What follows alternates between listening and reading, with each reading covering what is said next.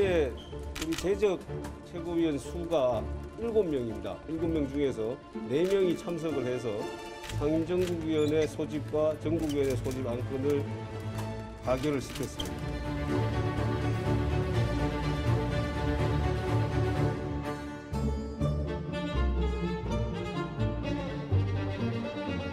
어제 당론 채택에 따라서 이렇게 인수인계 시간이 필요하다고 원래는 하셨기 때문에 최고위원 컨택트를 사용해서 이미 밝혔고요.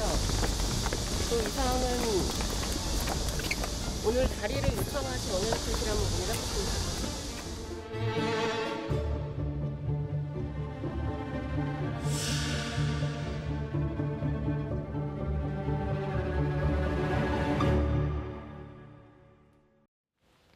여의도 사사건건 시간입니다. 자, 오늘 000의 날이죠. 배준영 국민의힘 의원, 허영 민주당 의원, 범기영 기자 이렇게 3명 함께하겠습니다. 어서 오십시오. 네, 안녕하세요. 네, 안녕하십니까. 계속 밀어보는데 000. 네, 좋습니다. 어떤지 모르겠습니다. 네. 자, 국민의힘 오늘 최고위원 회의 오전에 있었고, 근데 회의 요건이 되느냐 이거부터가 사실 좀 논란이더군요. 어떻게 보세요?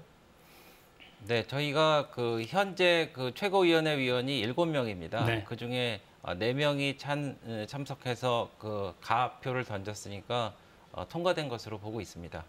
근데 이제 그 중에 2분은 이미 사의를 밝힌 상태여서 이대로 가도 괜찮은 거냐 이런 비판이 당내에서도 나오지 않습니까? 지금? 네, 배현진 최고위원과 윤영석 최고위원 말씀하신 것 같은데요.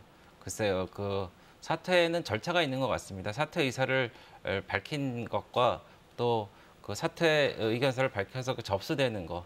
이 공직자라든지 일반 직장인들도 그런 절차가 있지 않습니까? 네. 같은 선상에서 이해해 주시면 되겠습니다. 알겠습니다. 그럼 앞으로 시간표는 일단 소집 공고를 해도 3일 여유는 둬야 된다고 좀 알고 있고, 네. 그러면 빠른 속도로 진행이 되면 아마 5일에 소집이 가능할 텐데, 네. 5일 날 소집이 될 거다 이렇게 봐도 무방할까요?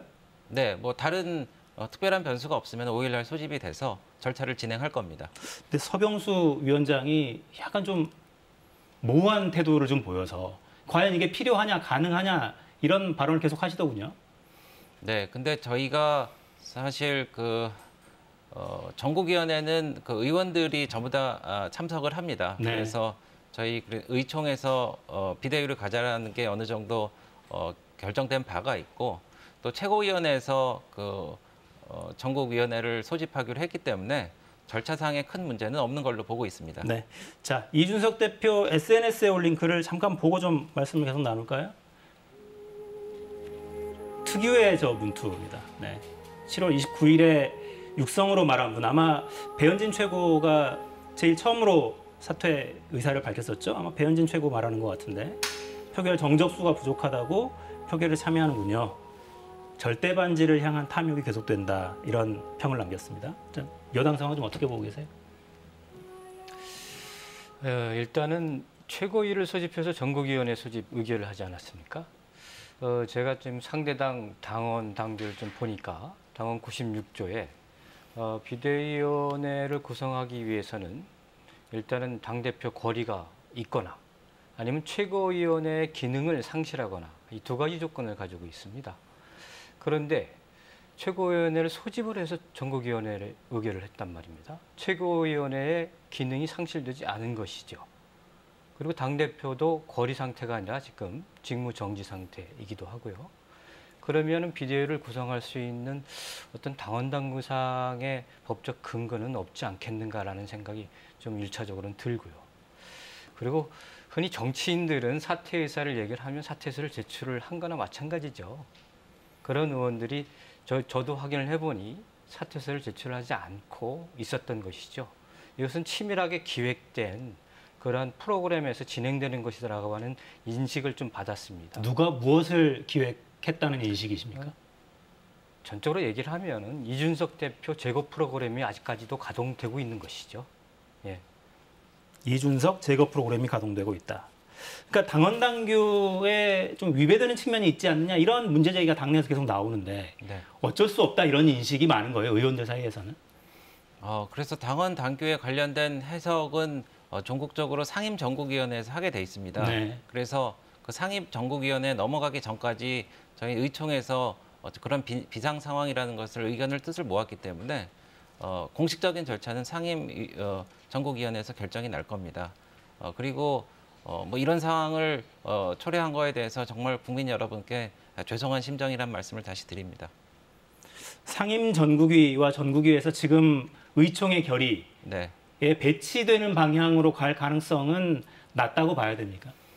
글쎄 모든 회의를 뭐 그 예단해서 말하는 것은 참 위험한 일입니다만 그럼에도 불구하고 저희 그 원내 정당으로서 국민의힘의 의원님들이 전부 비상 상황이라는 것을 의견의 일치를 보았고 또 상임 전국위가 한 100명 정도 되는데 네. 거기에 우리 당의 상임위원장님이라든지 당내 주요 인사들이 모여 있고요. 그리고 전국위원회는 1000명 정도로 구성되어 있는데 거기 우리 당의 국회의원이라든지 당협위원장이라든지 당의 1급 이상 사무처 직원들이라든지 이런 분들이 들어가기 때문에 큰 물결은 어느 정도 좀 정리되지 않았나 그렇게 생각해 봅니다. 자, 비대위를 만든다면 비대위의 활동 시한이나 이런 것들도 사실 예민하잖아요. 네. 결국에는 이준석 대표가 돌아올 수 있느냐 없느냐 이거 연결되기 때문에 비대위의 활동 시한이나 이런 거와 관련한 논의들은 좀 있습니까? 지금 구체적으로? 아직 구체적으로 정해진 건 없습니다. 다만 근데 과거의 비대위의 예를 보면은 최근에는 그 김종인 비대위가 있었습니다. 그래서 비교적 혁신 비대위로 1년간 끌어가서 당명도 바꾸고 정강 정책도 바꾸고 여러 가지 혁신 정책을 펴서 정권 교체를 하는데 기반을 다졌다 이런 평가를 받는 것도 그랬었죠. 있고요. 그리고 박근혜 비대위가 한 5개월 정도 운영을 했는데 정말 천막당사 정신으로 또 다시 한번 반향을 일으켜서 반전의 계기를 삼은 바가 있습니다. 그밖에 임명진 비대위라든지 그리고 그 또 다른 비대위가 좀 있었는데 한 대충 한 6, 7개월 정도의 기간을 두고 그렇게 했더라고요. 그래서 저희가 이 비대위가 꼭 언제라고 규정되어 있지는 않지만은 이제 전국위원회가 소집이 됐고 또 그 가운데 이제 어느 정도 좀 의견이 모아지거나 그런 과정이 좀 있지 않을까 그렇게 생각을 하고 있습니다. 근데 만약에 이제 의원님의 해석대로 이게 정말 이준석 제거 작전을 위한 그림이 밑에서 돌아가고 있는 거라면 어쨌거나 징계 기간 6개월이죠 당원권 정지가 이 기간을 넘어서까지 계속 비대위가 유지되거나 아니면 그 중간에 뭔가 전당대회를 해서 이제 새로운 지도체제를 아예 꾸리거나 이런 방향으로 갈 수 있는 거잖아요. 그렇습니다. 이렇게 보면은 그러면 전당대회를 언제 개최하느냐 이게 고주요한 관건일 것 같습니다. 만약에 9월에 개최하게 되면은 내년 2월 달까지가 비대위의 임기가 되겠죠. 그런데 내년 1월에 개최를 하게 되면 또 이준석 대표의 직무정지 기간을 끊고 바로 2년간의 당대표를 새로 뽑을 수 있는 그런 계기가 되는 것이죠. 여기에 대한 논란도 뭐 국민의힘 당 내부에서 치열하지 않을까 이렇게 생각이 듭니다. 그러니까 당장 이제 이준석 대표의 반응이 좋을 수가 없잖아요, 사실. 이게 이렇게 흘러가면 내가 돌아갈 자리가 없어지는 상황이 될 수 있으니까. 네. 이준석 대표의 대응은 어떻게 할 걸로 좀 예상을 하세요? 이런저런 우려도 많을 것 같아요, 여쭤봅니다, 당내. 네. 그래서 이준석 대표는 사실 우리 대통령 선거와 지방 선거를 승리를 이끈 대표 아닙니까? 네. 그리고 당에서 가장 많은 지지를 받기 때문에 대표도 되고 그래서 영향력이 가장 어떻게 보면 큰 인물이라고 할 수가 있죠. 그렇지만은 당의 윤리위원회에 의해서 공식적인 그런 절차가 진행되고 본인께서도 그것을 수긍하고 이제 기다리는 입장인데 다시 말씀드리면은 이 모든 절차가 사실은 바깥에서 보기에는 참 당황스러울 정도로 집권 여당이 맞나 이럴 정도로 좀 어려웠던 건 사실입니다만은 그래도 저희가 절차에 맞추려고 저희가 노력을 하고 있고요. 그 과정에 있어서 이제 국정이 흔들리지 않도록 다들 좀 힘을 모아야 되는 그런 과제가 있다고 보여집니다. 이준석 대표는 어떻게 대응을 할 거라고 예상을 하십니까? 소송을 갈 거라고 생각을 하고 소송을 있습니다. 할 거다? 네. 그 소송의 충분한 법적 근거들을 확보하고 있지 않나 이렇게 판단을 하고 있습니다. 그러니까 국민의힘 자체 내부 당원 당규에 어긋나는 네. 방향으로 진행이 되고 있기 때문에 네. 법적 절차를 밟지 않겠느냐. 이준석 대표는 지금 전국을 돌면 당원들을 계속 만나고 있단 말이죠. 잊을만 하면 당원 가입하기 좋은 날이다 이런 글도 계속 올리고 있고 그러니까 뭔가 정치적으로 이 상황을 돌파하고 싶어하는 것 같다는 인상도 있는데 법적 조치를 예상하셨어요? 그 가능성은 어떻게 보세요? 그러니까 사실은 국민의힘 내부에서는 가장 우려하는 게 그런 모습 아닙니까? 당내 네. 극한의 갈등이 결국은 사법적인 판단으로 가는 사실 정치인으로서는 어찌 보면 가장 좋지 않은 시나리오 아닐까 싶기도 한데요. 네. 그런데 말입니다. 이 정당 내에서 벌어졌던 일에 대해서는 비교적 사법부에서 좀 자제하는 경향이 좀 있는 것 같습니다. 네. 그리고 더군다나 이거는 정치의 결사체로서 대표의 선발이라든지 뭐 이런 거에 관련된 거기 때문에 저희가 그래서 그런 절차를 밟아 나가고 있는 겁니다. 권성동 대표 직무대행이 의총을 굳이 이 자처해서 그렇게 한 이유도 저희가 그렇게 총의를 모았다는 것을 절차적으로 내용적으로 다시 한번 말씀드리고자 하는 거고요. 그 절차를 통해서 저희가 상임정국위 또 정국위원회를 통해서 정강 정책에 대해서 당헌의 23조에 나와 있습니다. 이런 거에 유권 해석이 상임정국위원회에 있거든요. 네. 그래서 그런 절차를 밟고 또 전국위원회에서 전체를 마무리하는 그런 과정을 겪고 있기 때문에 글쎄 뭐 법적 그 분쟁에 대해서는 뭐 섣불리 얘기하기 좀 힘든 것 같습니다. 네. 제가 요것만 하나 더 여쭤볼게요. 서병수 의원의 발언을 보면 네. 사실 갈 수 있는 훨씬 단순하고 쉬운 길이 있다. 예를 들어 그러니까 당 대표가 사고 상태이기 때문에 원내대표가 이제 직무대행을 하게 되는 그래서 원내대표를 통해서 최고위를 열어가지고 지금 상황 진행시키고 있는데 네. 이렇게 복잡하게 비대위로 가지 말고 원내대표가 사퇴하고 그러고 나서 의원총회를 통해서 원내대표 뽑는 건 상대적으로 쉬우니까 네. 원내대표를 뽑아서 당대표의 권한 직무대행을 하게 하고 그런 식으로 최고위원을 다시 구성하는 형태 네. 이렇게 하는 게 가장 효율적이지 않느냐. 네. 왜 이렇게 먼 길을 그러니까 원포인트로 당원 당규까지 수정해 가면서 이렇게 가야 되느냐. 이 너무 어려운 길 아니냐 이런 의견이거든요. 네. 거기에 대해서는 어떻게 보세요, 의원님? 저희가 사실 원내대표를 뽑은 지 얼마 안 됐습니다. 그렇긴 5월에 하죠. 이제 선출을 했고 그리고 지금 원내대표하고 그 당대표를 동시에 겸임하기에는 굉장히 로드가 많이 걸립니다. 그렇기 때문에 어떤 그 두 직책의 성격상 그 업무의 분량이라든지 이 대외적인 상징성 또 당을 이끌어 나가는 리더로서의 모습은 또 행보는 원내대표와 뭐 좀 차이가 있습니다. 그래서 그 서병수 의원님의 고견은 참 또 뜻이 있지만은 분리해서 가는 게 맞다고 봅니다. 알겠습니다. 자, 영상 하나 보고 이어갈까요? 최고위원들 연쇄 사이 또 버티던 권성동 대표 대행이 입장을 바꿨죠. 이 뒤에 윤석열 대통령 의중이 실린 거 아니냐 이런 해석은 뭐 거의 정설처럼 여의도에 돕니다. 관련 의견들 듣고 이어가겠습니다. 직군으로 채워진 대통령실의 리스크 관리는 총체적 난국입니다. 대통령은 당무 개입하지 않겠다는데 대통령실 측근들은 비대위로 갈 수밖에 없다는 입장을 당에 전했다는 보도까지 나왔습니다. 더 늦기 전에 대통령실 참모들 전반에 대한 인적 쇄신을 단행해야 합니다.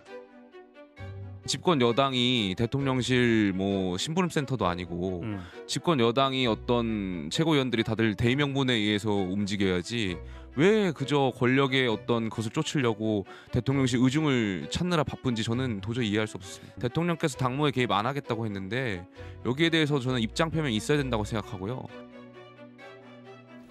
네, 김용태 최고는 이준석계로 분류가 되고 최고위원직을 유지하고 있습니다만 오늘 오전 최고위원 회의에는 참석하지 않았습니다. 그리고 사의를 밝힌 최고위원 두 사람이 참석해서 의결을 한 거고요. 여론을 봐도, 그러니까 이거는 뭐 사실관계를 그냥 반영하는 건 아니고 국민들이 이 사안을 어떻게 보고 있냐 이제 이거죠. 이준석 대표 징계 지금 이 상황에 윤심이 작용했냐, 작용한 걸로 보십니까? 라는 질문에 거의 10명 중 7명 정도가 이건 윤심이다라고 지금 판단을 하고 있고 그렇지 않다라는 응답은 4분 중 1분 정도 수준이에요. 당 내에서도 사실 이런저런 이야기들이 계속 돌 거 아닙니까? 어떻게 보십니까? 윤심. 네, 그 내부 총질이라는 워딩이 나왔기 때문에 국민들께서 그렇게 생각하시는 거는 뭐 그럴 수 있다고 생각합니다. 그런데 다만 뭐 대통령께서 당무에 얼마나 관여하는지 이런 거는 사실 뭐 예단해서 함부로 말씀드릴 수가 없는 거고요. 다만 이 정부 여당이라고 그러지 않습니까? 당정청, 요즘은 당정대라고 그랬는데 뭐 일심동체입니다. 어느 한쪽이 실패하면 다른 한쪽도 반드시 실패하고 사실 2인 삼각처럼 뛰고 있거든요. 그래서 사실 서로와 서로에게 대해서 긴밀하게 의견을 좀 내야 된다 이런 필요성은 좀 있다고 봅니다. 그리고 하나는 민주당에서 이제 대통령이 자꾸 개입한다고 그렇게 말씀을 하셨기 때문에 저는 말씀하는데 지난번에 그 임대차법이라든지 공수처법이라든지 정말 그때 민주당은 그 청와대 출장소처럼 움직인 적도 있습니다. 근데 그럼에도 불구하고 그렇게 이제 그 저희한테 이런 그 비난을 하시는 것은 온당한가 이런 한번 생각을 해보고요. 그리고 지난번에 말씀드렸는지 모르겠지만은 아프니까 정당이다 제가 이런 말씀도 하는데 지금 우리 당만 지금 비대위가 아니고 민주당도 지금 비대위 체제를 갖고 있고 지금 정의당도 비대위입니다. 그래서 하루빨리 우리 국회 원내 정당들이 비정상의 정상화를 위해서 비대위 체제를 벗어나야 된다 이렇게 생각합니다. 네, 뭐 3당이 비대위 체제인 것은 우리 국민들에게 참 면목이 없습니다. 네, 우상호 비대위원장도 오늘 네. 반성해봐야 된다 그런 발언하기도 했더군요. 그렇습니다. 문재인 정부에서 뭐 당에 주문한 것은 정책적인 사안이었죠. 이렇게 당 대표를 내부 총질하던 당 대표가 바뀌니 하여튼 뭐 잘한다라고 해서 직접적인 언급을 통해 가지고 이준석 제거 프로그램의 실체를 확인해 준 것들은 당에 개입하지 않겠다라고 했던 윤석열 대통령 스스로가 모순을 국민 앞에 보인 거나 마찬가지죠. 그리고 지금 이런 민생 위기가 복합적으로 있는 와중에 오늘도 뭐 소비자 물가가 최고치를 계속해서 이어져 가고 있고 무역 수지는 4개월 연속적인 적자가 일어나고 있고 대중국 무역 수지도 3개월 적자가 일어나고 있습니다.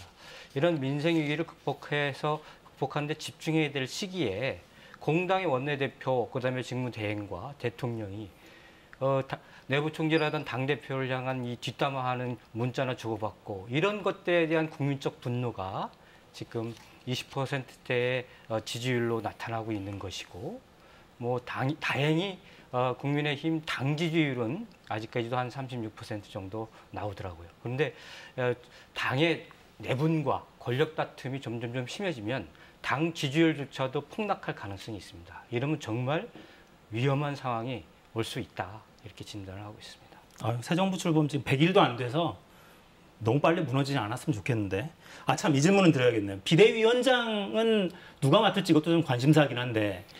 네, 그래서 저희가 사실 백지장에서 시작하고 있습니다. 그래서 오늘 본회의를 해서 유류세법 탄력세율 50%로 넓힌다라든지 이런 네. 거를 하면서 의원님들이 3, 4, 5 모여서 우리 비대위원장으로 어떤 분이 좋을 것인가, 원내가 좋을 것인가, 원외가 좋을 것인가.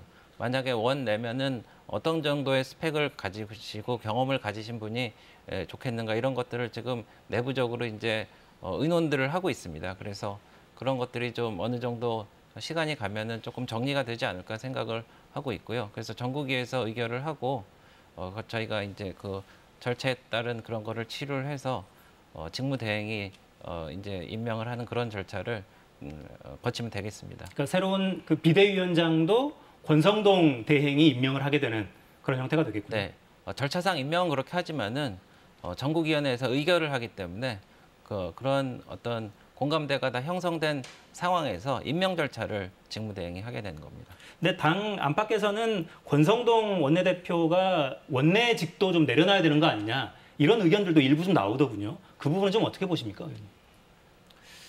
제가 봐서는 지금은 대통령실의 이 인사 책임자들 그리고 내각의 박순애 장관 같은 교육부 장관 같이 물의를 일으킨 장관 그리고 여당의 핵심 실세라고 하는 윤핵관 그리고 뭐 이핵관도 마찬가지입니다.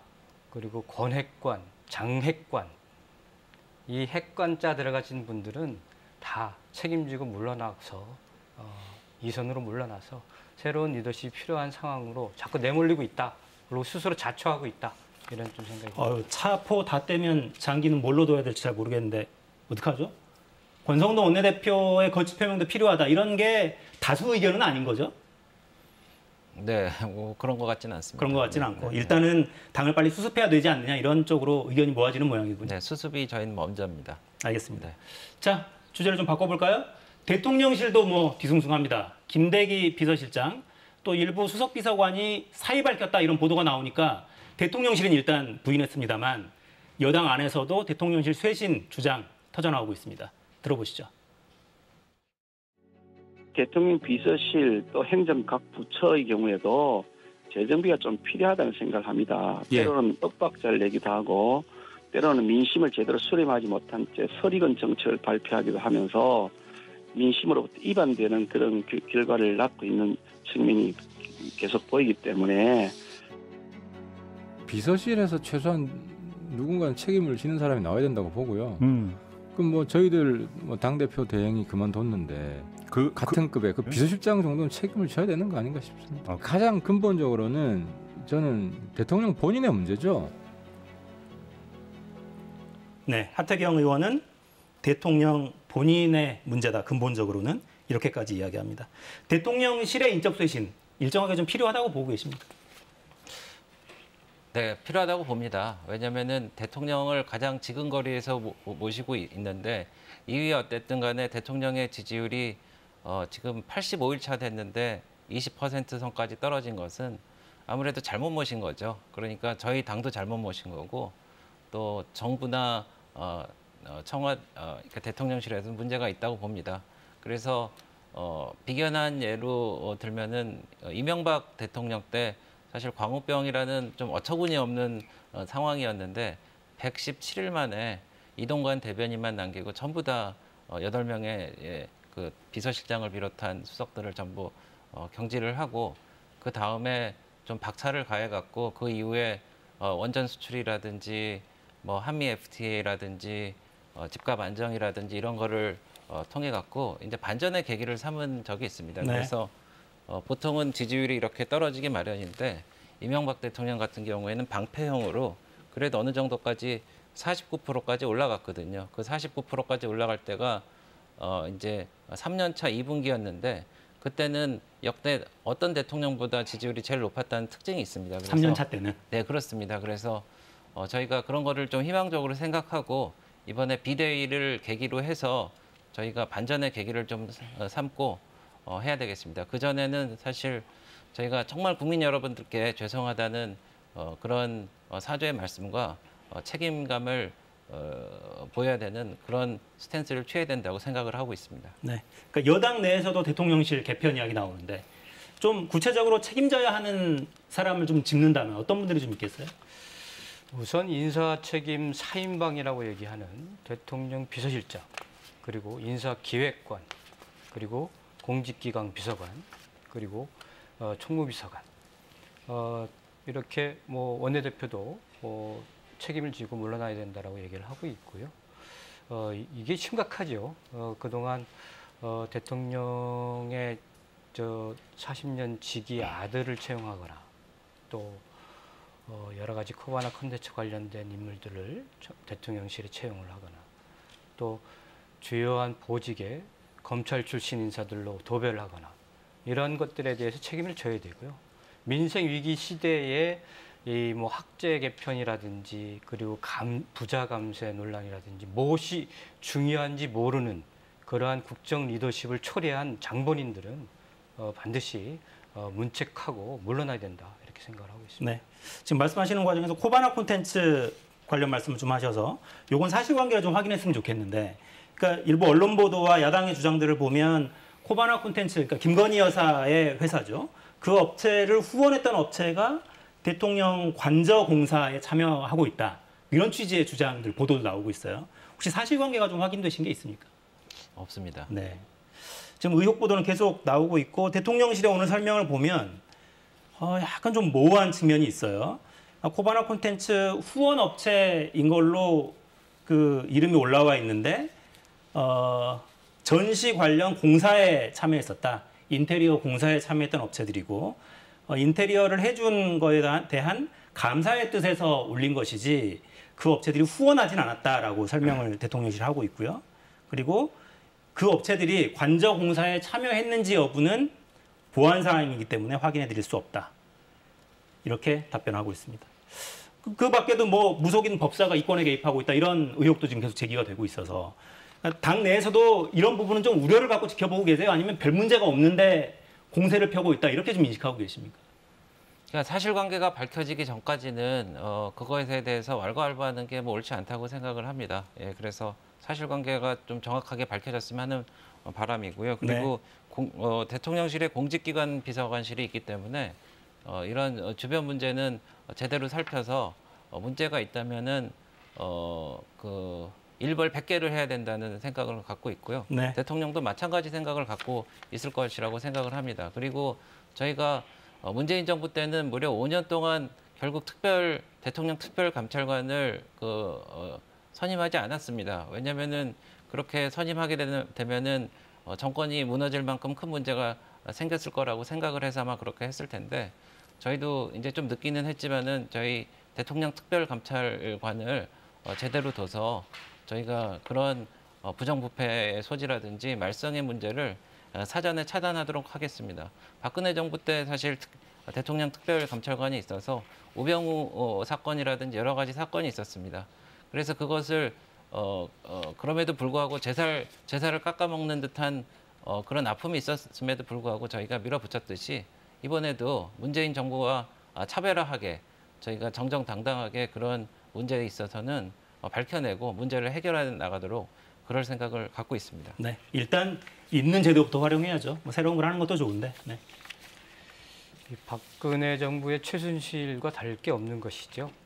대통령실 공사도 사실상은 이 사적 라인을 통한 업체가 공사를 하지 않았습니까?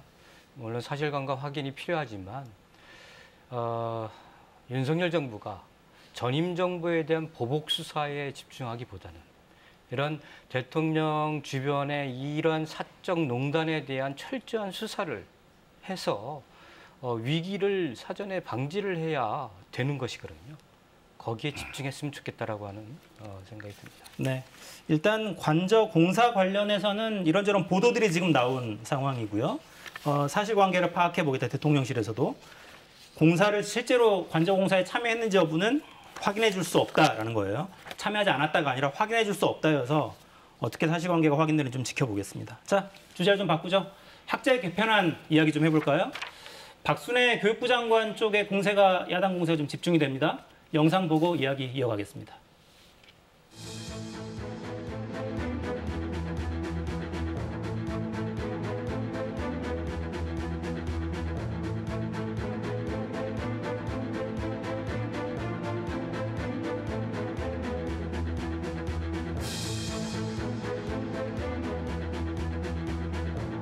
너무나 많은 우려사항과 어떤 선호도가 낮다라고 한다라면 사실은 12년에 갈 수도 있겠죠. 1개월씩 당겨서.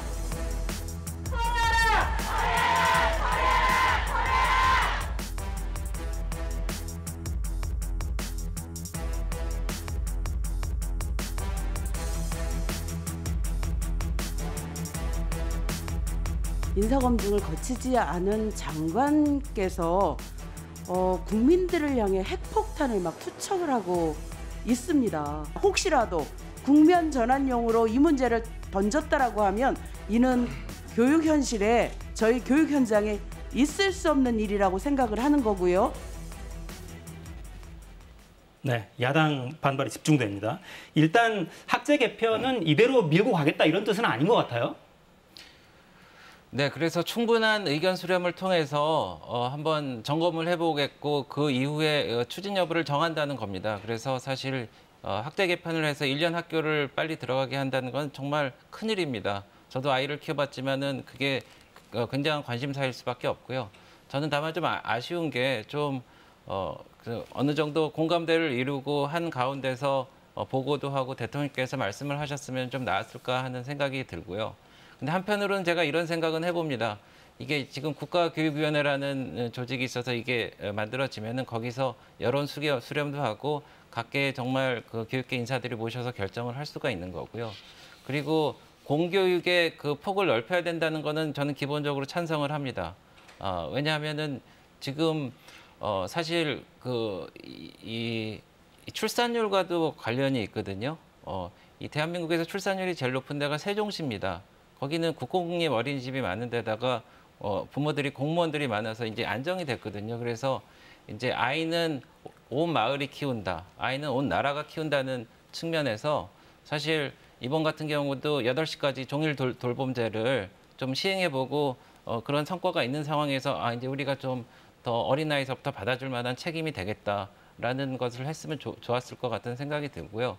그리고 지방교육 재정교부금이라고 그래서 20.8%는 예산이 늘어나면 무조건 초등교육에 다 하게 돼 있습니다. 네. 지금 그래서 81조가 넘고 그래서 되게 많은데 이것을 대학 교육에 쓴다기보다는 공교육을 넓히거나 아니면 돌봄 예산을 더 넓히거나 공교육을 늘린다는 그런 취지에서는 저희가 그런 방향으로서는 함께 고민해 봐야 된다고 생각합니다. 네. 최근 불거지는 상황 중에 핵심적인 문제를 짚는다면 뭐가 가장 심각했다고 보세요? 일단 의사수렴 절차가 없는 부분들이고 박순애 장관의 대통령 보고 과정에서 나왔고 하지만 또 대통령도 이것을 조속히 추진하라라고 이렇게 지시를 내린 겁니다. 그랬다가 이게 여론이 심상치 않으니까 공론화 과정을 거치겠다고 하는 건데 전 국민의 7, 80%가 반대할 겁니다. 그런 공론화 과정이 필요 없는 것이죠. 그러면 이거는 말을 했다가 문제가 생기니까는 폐기하는 수순을 밟는 과정이다. 이렇게 지금 생각이 되고요. 심각한 문제입니다. 지금 이게 어린이집 유치원은 저녁 7시 반까지 돌봄이 이루어지고 있는데 초등학교 같은 경우에는 낮 12시, 1시면 학교를 해야 되지 않습니까? 방과후 학교를 운영하는 학교도 전국의 학교 중에서 11% 정도밖에 안 됩니다. 그럼 맞벌이하는 부부 같은 경우에는 아이들을 사교육 시장에 내몰아야 되는 그런 상황이 발생하는 것이죠. 5학년, 5살을 또 학교에 보내면은 2, 3학년부터 사교육 시장에 내몰리는 그런 사교육의 극심한 피해가 또 발생을 할 수밖에 없는 것입니다. 네. 자, 이 문제는 잠시 후에 프로그램 후반부에 해당 분야 전문가 모시고 좀 더 이야기를 나눠보기로 하고요. 자, 민주당 이야기로 좀 넘어가죠. 당권 둘러싼 지역 경선 투표 이제 하루 앞으로 다가왔습니다. 영상 보고 이어가겠습니다.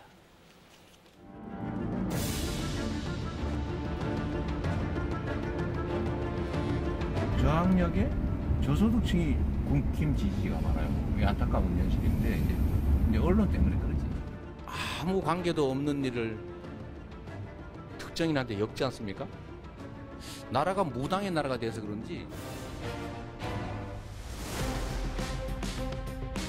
이재명 의원이 최근 들어가지고 일일 실언하는 것 같습니다. 그리고선 이걸 뭐 상대방이나 혹은 언론에서 지적하면 거두절미하고 발언의 취지를 왜곡한다. 이렇게 변명해요.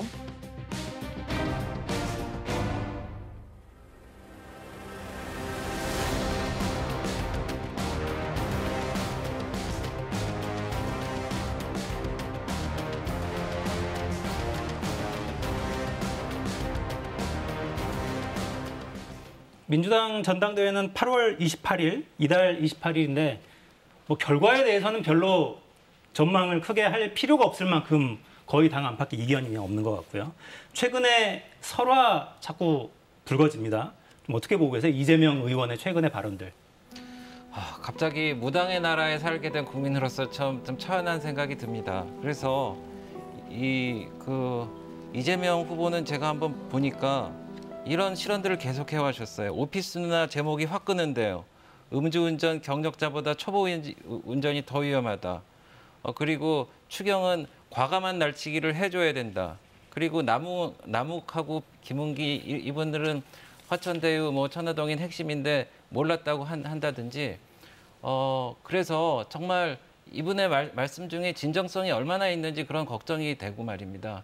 어차피 대표는 이재명이 되니까 어대명이 되니까 길게 말씀드리는 게 무슨 의미가 있을까 하는데 저는 그 민주당을 이제 방탄민주당으로 만들려고 하는 것 같습니다. 그래서 그 이재명 의원님은 제가 보니까 나 혼자 산다라는 이미지가 좀 있는 것 같습니다. 그래서 사실 방탄민주당을 만들어서 지금 리스크가 사법 리얼리티가 될 겁니다. 사법 현실이 돼서 민주당이 어려워질 거고요.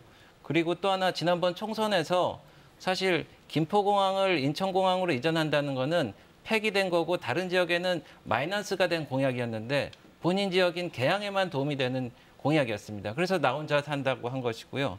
그리고 본인과 관련돼서 운명을 달리하신 다른 분들에게 전혀 그런 위로의 말씀도 안 전하는 거 보면은 정말 나 혼자 살고 민주당을 그렇게 어렵게 만드는 그런 처지에 할 것 같은데 저희도 조금 걱정을 해봅니다. 네. 30분 동안 힘들어하시다가 지금 막판에 좀 힘이 나시는 것 같아요. 배진영 의원님 우리 당대표 선거에 나오셔야 될 것 같은데.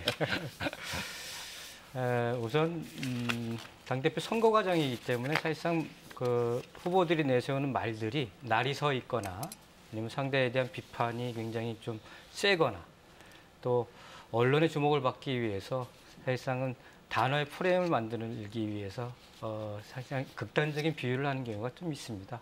그래서 이런 설화는 사실상 바람직하지는 않습니다. 후보 스스로 앞으로는 조금 더 희망적이고 비전이 섞여져 있고 당을 어떻게 혁신해 나갈 것인가에 대한 그러한 명확한 언어로 국민들 앞에 쓰는 것이 중요하다는 생각이 좀 들고요.